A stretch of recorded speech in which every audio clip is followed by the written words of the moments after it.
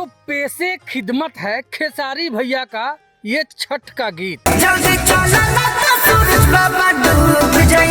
अब बताइए कि ये जो खेसारी भैया के जो गाना बा ये कोना घाट पर बाजी भैया, माने कि महा ओहियात जिसको कहते हैं ना, महा ओहियात ये गाना है।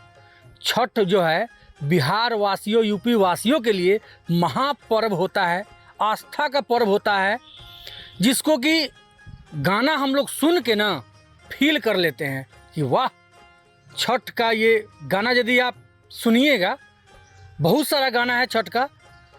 आदरणीय शारदा सिन्हा जी का,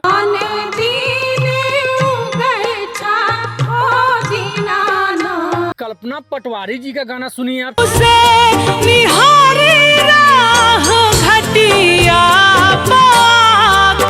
पवन सिंह का पहले पियरिया वाला सॉन्ग सुनिए,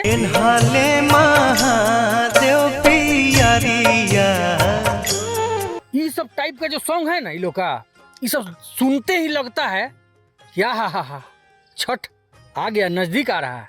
लेकिन वो में ही धमाका फोड़ दिए अपने खेसारी भैया। ये लग रहा है कि हमें कि सेनूर टिकुली अब में लिपस्टिक का मेकअप करवा रहे हैं। कौन छठ के सॉन्ग में इस टाइप का म्यूजिक देता है भैया?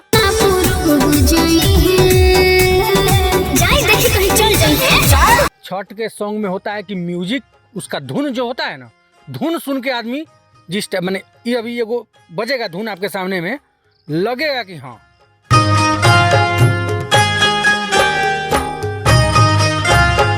लेकिन इनका धुन जो है म्यूजिक, कौन ऐसा म्यूजिशियन वाकई इनका कि ये टाइप का गाना छठ का बना दिया। जिस प्रकार का इस गाना का धुन है ना, लग रहा है कि जैसे कि होता है ना कि ऑर्केस्ट्रा वाला डांस गाना जो बजता है उसी टाइप का है।